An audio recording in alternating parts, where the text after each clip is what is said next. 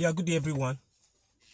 I'm here not because I choose to, but there's a lot burning in my heart right now that I said if I don't come out and talk about it, I will not be at peace with myself.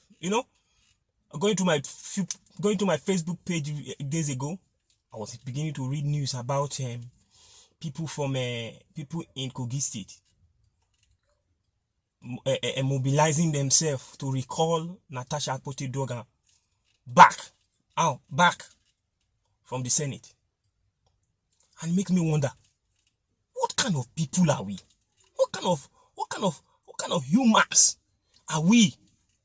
Sometimes when these things happen, it makes me now begin to think, is it that we deserve the kind of suffering, the kind of maltreatment that we are getting from our politicians? Because it justifies it. Because I don't understand. I can tell you for a person that Natasha Akpoti, within a one year in office, what she has been able to achieve, what she has been able to do for her people. If you go there, you will see projects, you will see poverty alleviation programs, poverty alleviation packages that she has given to her people. All in the space of 1 year.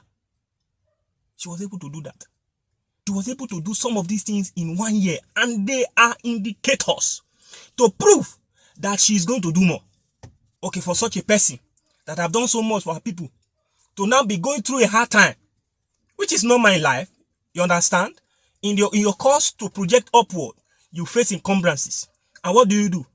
You fight and you resist them. You understand? You can't expect a senator to now come be experiencing issues, and then what you can do as a people who are supposed to be called our people, who are supposed to be mobilizing themselves in her favor to encourage her to say, okay, we are with you. You people are now coming together. Maybe you are being coerced or induced by the normal belly infrastructure bribing you people to now go against and now say you want her out. What a shame. I can't understand. What is your problem? What is your problem? Okay, even if she has not done enough,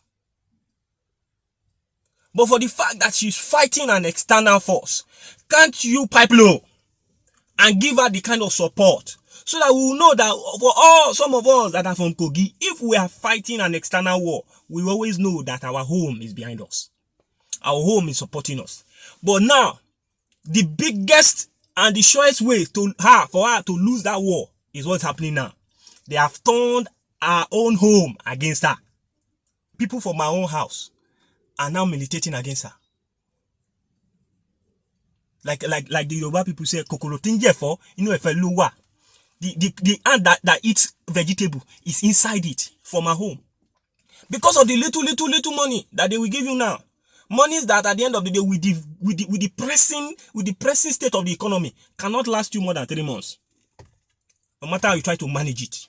No matter how abundant they give you the money. No matter how abundant you have been given the money.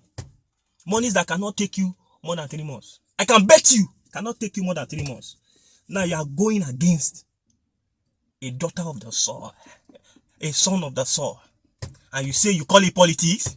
It is not politics, it is wickedness. I put it to you, Kogi people.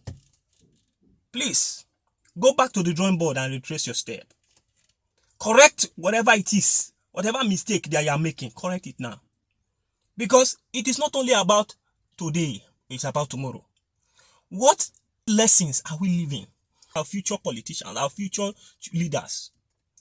What legacy are we leaving for our daughters?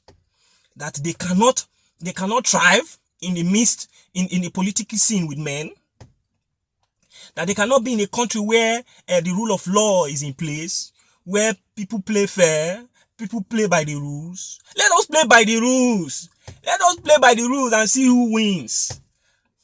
These days all we do is we play politics of Baba Sokpe. So we have to cow down to the will of one man. You understand?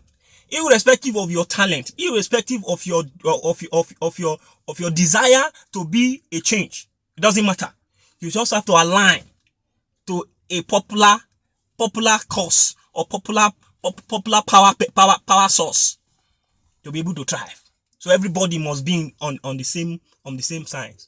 So everybody must be aligned with the ruling political structure in the federal before you can survive. So now, instead of them being able to do things, to be able to achieve their developmental plans for their people, all they'll be doing is survival mode. That's why when they get to office, from the first day, they're already thinking of the re-election. And that's what they do. Whatever decision they make, it must be based on how will it favor me in the next election. So nobody is thinking about what do my people want? What can I do to alleviate the suffering of my people? What do my people need at this moment? How can I change my people, move my people from this level to another level? Nobody's thinking about that one. All they do now, because of us, because of our hungry man mentality, all they do, because once they do, they think as long as they can make the money, they can bribe you. You understand? I make the money so much, I just take 20% out of it and bribe you, and you foolishly agree, and I move on again to the next.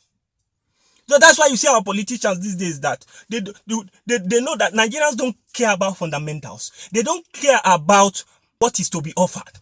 All they care about is instant gratification. How they can get now, what they need now. They give them food now. Stomach infrastructure is now. We are always thinking now. We don't even, the problem, we are so fish to the extent that we don't even think in the next 1 year. Okay, but because look at it. Nigeria, is it that there's a spiritual orchestration to keep us in this state of abject deprivation? Because I don't get it. We keep talking about it. We keep seeing it experientially. It is not as if we are saying ESA. We are seeing it happen. We are feeling it. We are suffering. But yet, our people have refused to change. What's going on? Our people have refused to change. It's so sardonic. It's so mind-boggling. Sometimes I wish I can just run away. I wish I can just run away from this country. Let me run. Now they have made it difficult. You can't leave. Where are you going? To leave the country now, you need minimum 25-30 million. How can you amass that? How can you amass that in a place where you are working and the highest you are getting is 3 million naira per annum? So that means for you to be able to travel out, you work for how many? You work for 10 years. You save for 10 years. And if you remove feeding and all that, you will save for 25. You will save for 15.